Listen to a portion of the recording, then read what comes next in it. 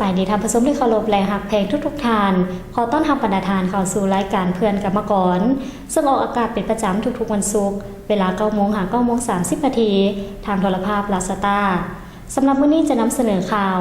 คณะผู้แทนขั้นสูงสุดกลางสหพันธ์กรรมบาลใหญ่สาธารณรัฐประชาชนประชาธิปไตยเกาหลีเข้าเยี่ยมคำนับทานประธานศูนย์กลางแนวรักสังชาติและประธานคณะบริหารงานศูนย์กลางสหพันธ์กรรมบาลลาวต้อนรับการมาเยี่ยมยามและเฮ็ดเวียกของสหพันธ์แรงงานแขวงแทงฮัวสาธารณรัฐสังคมนิยมเวียดนามพร้อมด้วยประธานศูนย์กลางสหพันธ์กรรมบาลลาวต้อนรับการเยี่ยมคำนับของคณะผู้แทนกรรมบาลอุตสาหกรรมการค้าเวียดนามเชิญท่านติดตามรับชมได้ท่านไซสมพร พุ่มวิหารกรรมการกรมการเมืองศูนย์กลางพรรคประธานศูนย์กลางแนวรักสร้างชาติได้ต้อนรับการเยี่ยมคำนับของคณะผู้แทนศูนย์กลางสหพันธ์กรรมบาลใหญ่สาธารณรัฐประชาชนประชาธิปไตยเกาหลีในโอกาสที่ได้มาเยี่ยมยามและเฮ็ดเวียกร่วมกับศูนย์กลางสหพันธ์กรรมบาลลาวระหว่างวันที่5-9 พฤศจิกายน 2018ซึ่งนำโดยทานจูยงกิวกรรมการสำห้องศูนย์กลางพรรคประธานศูนย์กลางสหพันธ์กรรมบาลใหญ่สาธารณรัฐประชาชนประชาธิปไตยเกาหลีพร้อมด้วยคณะพิธีต้อนรับได้จัดขึ้นในวันที่9 พฤศจิกายน 2018ที่สำนักงานศูนย์กลางแนวรักสร้างชาติโดยมีทานสีมูลอุลละศรีห้องประธานคณะบริหารงานศูนย์กลางสหพันธ์กรรมบาลลาวมีบรรดาทานหัวหน้ากรมห้องกรมและพนักงานที่เกี่ยวข้องเข้าร่วมในโอกาสนี้ทานประธานศูนย์กลางแนวรักสร้างชาติได้รับฟังการรายงานสภาพรวมการเคลื่อนไหวของคณะผู้แทนศูนย์กลางสหพันธ์กรรมบาลใหญ่สาธารณรัฐประชาชนประชาธิปไตยเกาหลีอยู่สาธารณรัฐประชาธิปไตยประชาชนลาวโดยเฉพาะเป็นการพัวพันร่วมมือกับศูนย์กลางสหพันธ์กรรมบาลลาวในการเดินทางแลกเปลี่ยนบทเรียนซึ่งกันและกันจากนั้นทานประธานศูนย์กลางแนวรักสร้างชาติได้แสดงความย่องยอสมเสยสายพัวพันมิตรภาพอันดีงามขององค์การจัดตั้งกรรมบาลทั้งสองประเทศที่ได้เดินทางเคลื่อนไหวแลกเปลี่ยนบทเรียนร่วมกันเพื่อเป็นการเพิ่มพูนคูณสร้างสายพัวพันมิตรภาพให้นับมือนับดีขึ้นเรื่อยเนื่องในโอกาสคณะผู้แทนสหพันธ์แรงงานแขวงแทงฮั่วสาธารณรัฐสังคมนิยมเวียดนามได้มาเยี่ยมยามและเคลื่อนไหวเฮ็ดเวียกอยู่ที่แขวงหัวพันในวันที่9 พฤศจิกายน 2018ท่านโงตนเติ้นกรรมการพรรคแขวงประธานสหพันธ์แรงงานแขวงแทงฮั่วพร้อมด้วยคณะได้เข้าพบปะเยี่ยมยามคณะผู้แทนขั้นสูงศูนย์กลางสหพันธ์กรรมบาลลาวโดยเป็นเกียรติต้อนรับอันอบอุ่นของทานป้าน้อยมณีกรรมการศูนย์กลางพรรคประธานคณะบริหารงานศูนย์กลางสหพันธ์กรรมบาลลาวในโอกาสนี้ประธานคณะบริหารงานศูนย์กลางสหพันธ์กรรมบาลลาวก็ได้รับฟังรายงานสภาพการเคลื่อนไหวเวียกงานของกรรมบาลสหพันธ์แรงงานแขวงแทงฮั่วท่านประธานคณะบริหารงานศูนย์กลางสหพันธ์กรรมบาลลาวได้ตีราคาสูงต่อการมาเยี่ยมยามของคณะผู้แทนสหพันธ์แรงงานแขวงแทงฮั่วสาธารณรัฐสังคมนิยมเวียดนามในครั้งนี้ซึ่งย้ำใหญ่ทั้งสองประเทศลาวเวียดนามโดยเฉพาะก็คือศูนย์กลางสหพันธ์กรรมบาลลาวและสหพันธ์แรงงานเวียดนามก็ได้เป็นห่วงเป็นใยและช่วยเหลือซึ่งกันและกันด้วยดีตลอดมา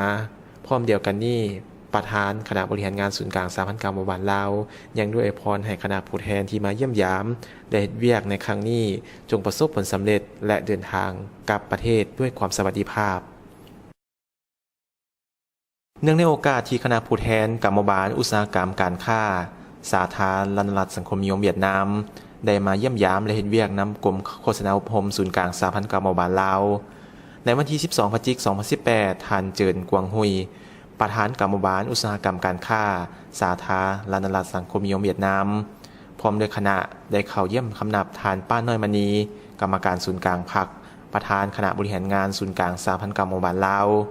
ซึ่งท่านเจินกวางหุยได้รายงานสภาพโดยย่อเกี่ยวกับการเคลื่อนไหวเวียกงานของกรรมบาลอุตสาหกรรมการค้าสาธารณรัฐสังคมนิยมเวียดนามและการร่วมมือการสร้างครูฝึกเวียกงานกรรมบาลที่ร่วมมือกับกรมโฆษณาในระยะผ่านมาและทิศทางแผนการร่วมมือในต้นหน้า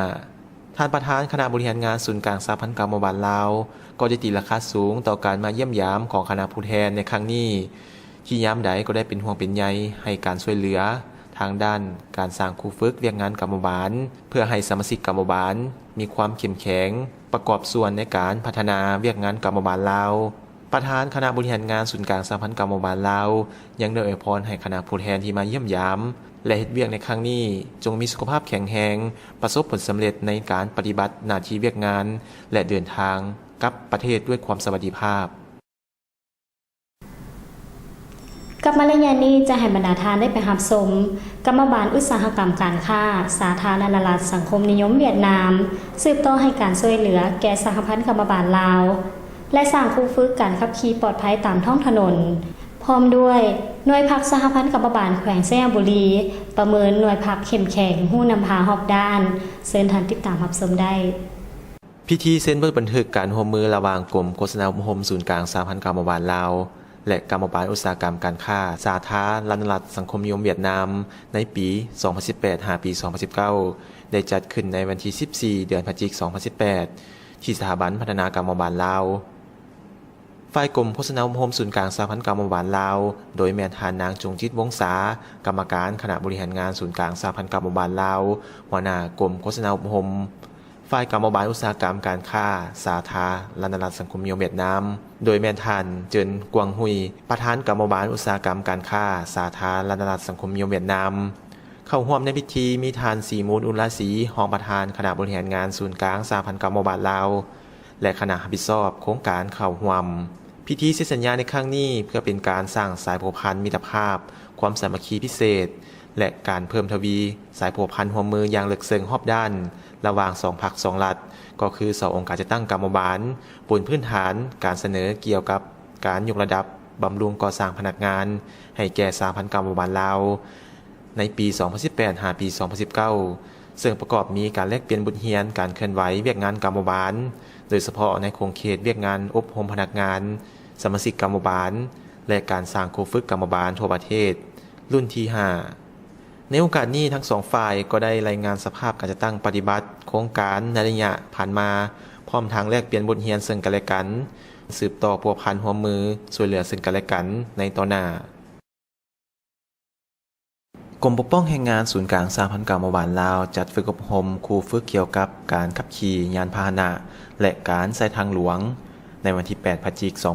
2018 ที่สถาบันพัฒนากรรมบาลลาวเป็นเกียรติเข้าร่วมโดยท่านอุ่นคำบุญยแสงกรรมการคณะบริหารงานศูนย์กลางสหพันธ์กรรมบาลลาวหัวหน้ากรมปกป้องแรงงานมีท่านรองหัวหน้ากรมปกป้องแรงงานหัวหน้าแผนกความปลอดภัยแรงงานพร้อมด้วยครูฝึกและสัมมนากรเข้าร่วมการฝึกอบรมครูฝึกเกี่ยวกับการขับขี่ยานพาหนะและการนำใช้ทางหลวงแม่นเพื่อสร้างให้พนักงานศูนย์กลางสหพันธ์กรรมบาลลาวกลายเป็นครูฝึกเพื่อจะได้ลงไปโฆษณาเผยแพร่เกี่ยวกับการขับขี่ยานพาหนะและการนำใช้ทางหลวงให้แก่กรรมกรอยู่โรงจักรโรงงานและสถานที่ก่อสร้างต่างๆในขอบเขต20 แห่งในนครหลวงเวียงจันทน์และสำนักงานองค์การจักรโรงงานของกรรมกรเสื้อหลายกรรมกรที่เรียก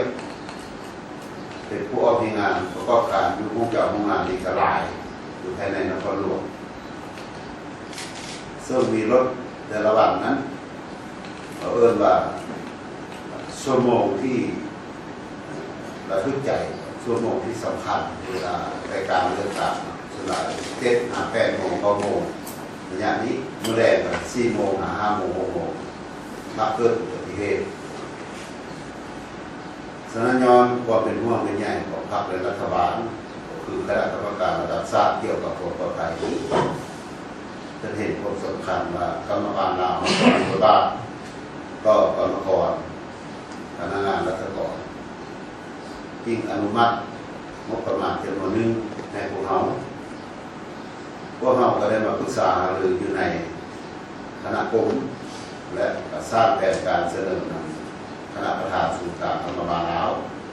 เพิ่นจึงได้อนุมัติให้พวกเราจัดกองประชุมที่ขึ้นโดยที่เชิญเอาประธานสหายที่ตามหน้าแต่ละกรมเข้ามาเป็นคณะทีมงาน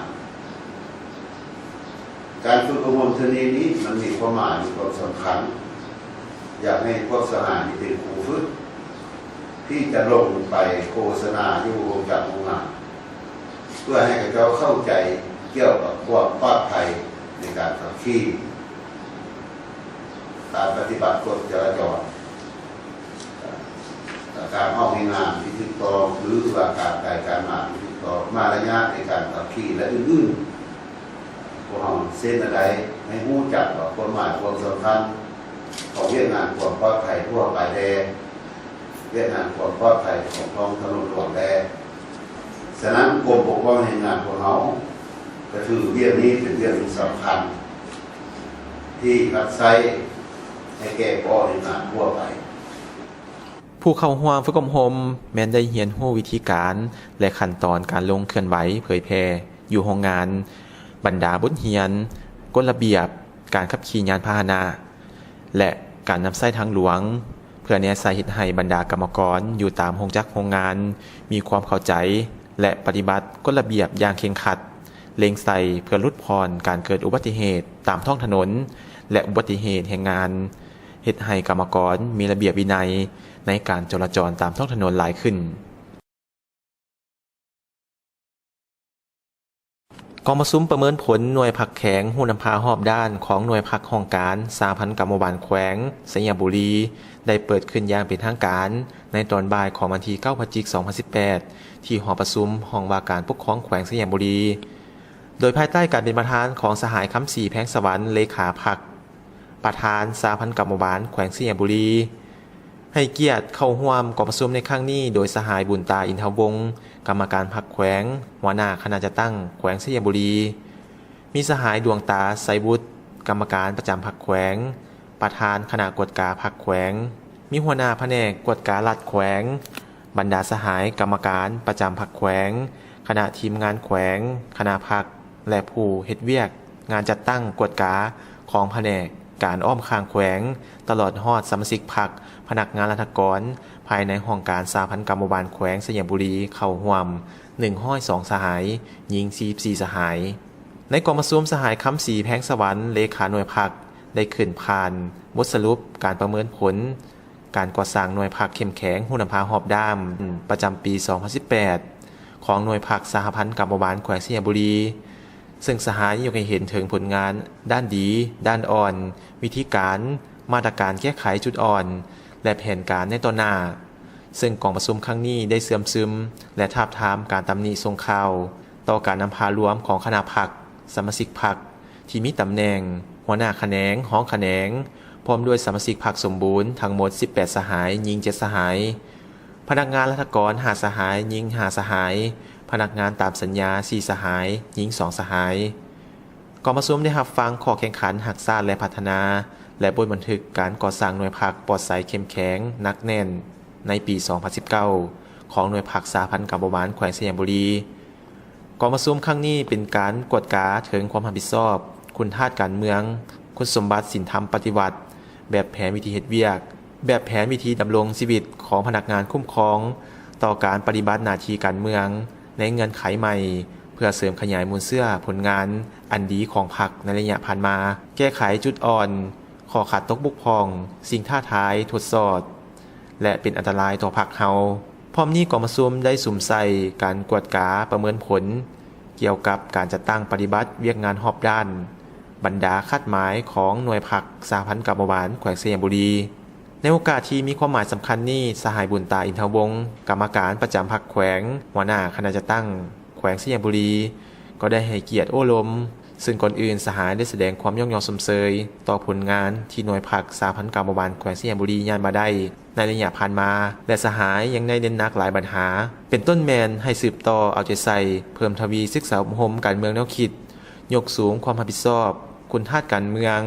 คุณสมบัติศีลธรรมปฏิบัติปรับปรุงแบบแผนวิธีการนำพาแบบแผนวิธีเฮ็ดเวียกของคณะพรรคแบบแผนการดำรงชีวิตของพนักงานนำพาคุ้มครองต่อการปฏิบัติหน้าที่การเมืองให้นักแน่นเข้มแข็งขึ้นกว่าเก่าและบรรลุตามคาดหมายที่วางไว้ที่ท่านได้รับชมผ่านไปนั้นก็แม่นการเคลื่อนไหวเวียกงานของสหพันธ์กรรมบาลลาวจำนวนหนึ่ง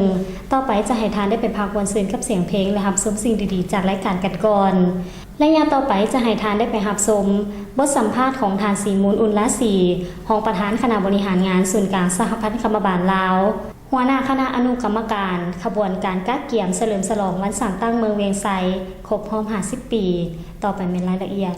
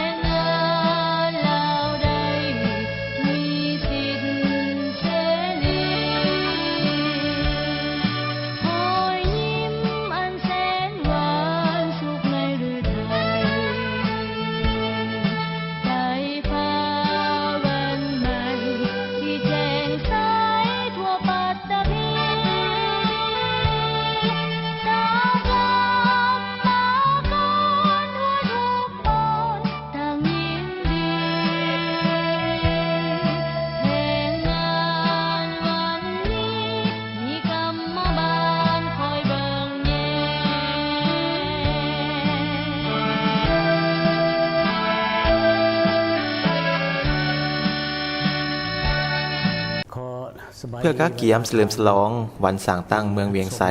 ครบรอบ50 ปีวันที่30พฤศจิกายน1968หาวันที่30พฤศจิกายน2018ทีมงานรายการเพื่อนกรรมกรได้สัมภาษณ์ทานสีมูลอุลาสี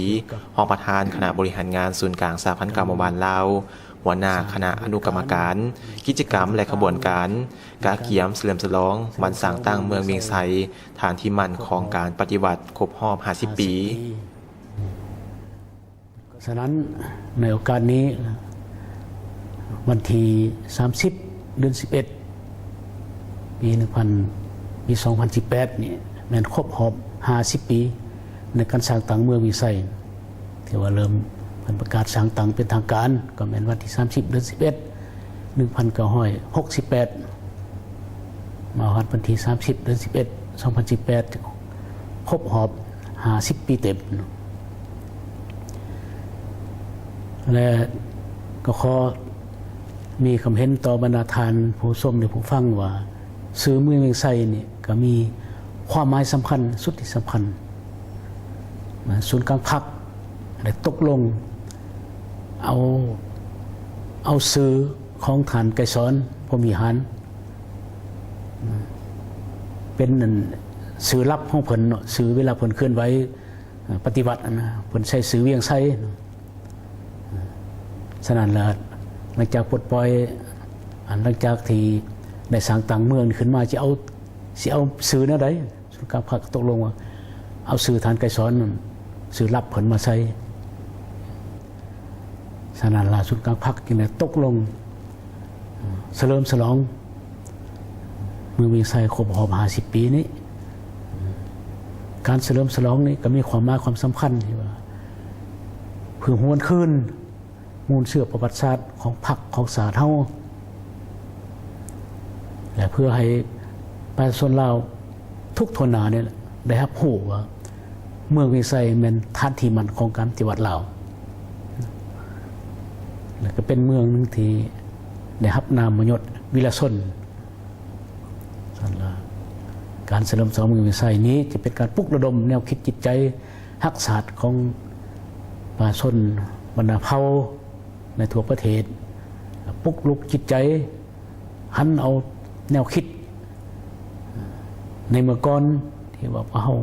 ต่อสู้กับจักรพรรดิอย่างดุเดือดแล้วก็สามารถญาติได้ชัยชนะนั้นหันเอาจิตใจดังกล่าวนั้นจิตใจวีรชนนั้นมาเป็นการปลุกระดมจิตใจเข้าสู่การพัฒนาประเทศชาติโดยเฉพาะก็มันพัฒนาเมืองเวียงไซก็ให้มีไม่นาไม่ตาไม่มีความเจริญรุ่งเรืองขึ้นไปให้ประชาชนทหารพนักงานตำรวจทุกทั่วหน้าให้เรียนรู้เกี่ยวกับประวัติศาสตร์ของเมืองเวียงไซนี่รู้ความหมายความสำคัญของเมืองเวียงไซถ้าบ่มีการนำของพรรคที่บัญชาอยู่ตัวเมืองเวียงไซนั่นก็บ่ฮู้ว่าพวกเฮาจะได้รับชัยชนะเนี่ยตอนใดระยะใดหรือว่าจะยืดเยื้อยาวนานซ้ำใด ข้าพเจ้าแล้วก็เป็นหัวหน้าอนุกรรมการด้านกิจกรรมและขบวนการก็รู้สึกว่าเป็นเกียรติอันสูงส่งแหละที่พรรครัฐบาลได้มอบหมายให้ได้แต่งตั้งข้าพเจ้าเป็นหัวหน้าอนุกรรมการดังกล่าวนี้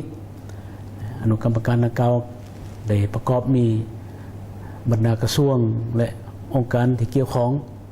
โดยเฉพาะก็มันมีกระทรวงแถลงข่าววัฒนธรรมมีกระทรวงแผนการลงทุนมีกระทรวงโยธาธิการขนส่งมีสาวนุ่มผสมเที่ยวลาวมีศูนย์กลางสหพันธ์แม่ยิ่งบวกกับ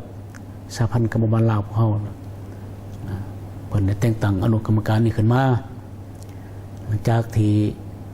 ได้รับการแต่งตั้งแล้วพวกข้าพเจ้าก็เลยพร้อมกันปรึกษาลือแล้วก็วางแผนเพื่อจัดตั้งปฏิบัติขบวนการขบวนแห่หรือว่าขบวนของมวลชนเข้าร่วมในงานชุมนุมมีตติ้งอันนี้ก็ได้จัดแบ่งสมทบกับแขวงหรือเมืองเวียงไซ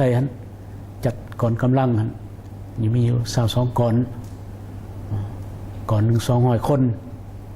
เป็นประมาณ4,000 กว่าคน อยู่ในงานอยู่ในเดินสนามมันหลวงหั่นน่ะมือเฉลิมฉลองมันจะมี22ก่อนนั้นก็สิมีบรรดากรของแต่ละเมืองทั่วค่อยมาพัน10เมืองก็มี10ก่อนเหลือตั้งก็แม่นก่อนของกำลังประกอบอาวุธของทหารของตำรวจของเยาวชนสาวนุ่มอันนั้นเกี่ยวกับหน้าที่รับผิดชอบของอนุกรรมการกิจกรรมและขบวนการของพวกเฮานะมันก็ได้เฮ็ดสำเร็จเทื่อละก้าวยังจะได้สืบต่อสร้างขบวนคาราวานทั่วประเทศก็จะได้เชิญบรรดากระทรวงองค์การ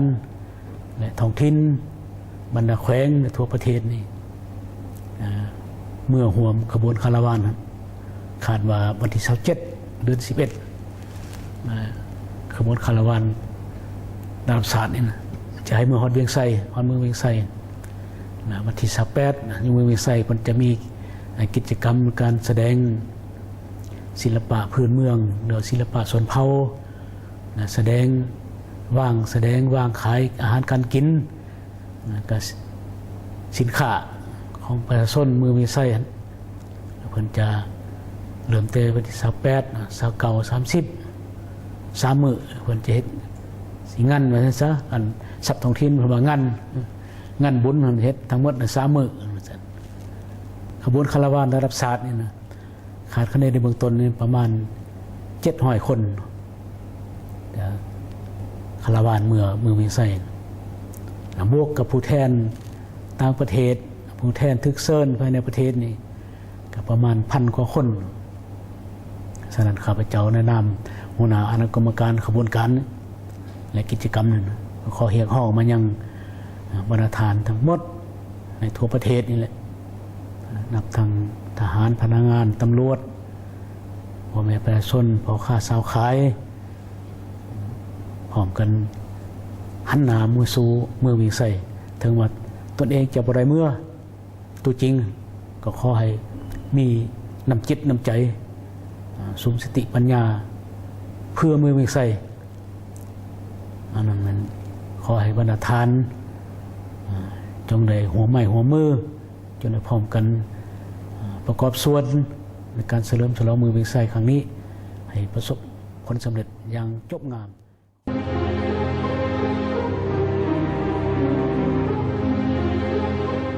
ความจำเป็นในการใส่เครื่องป้องกันแรงงาน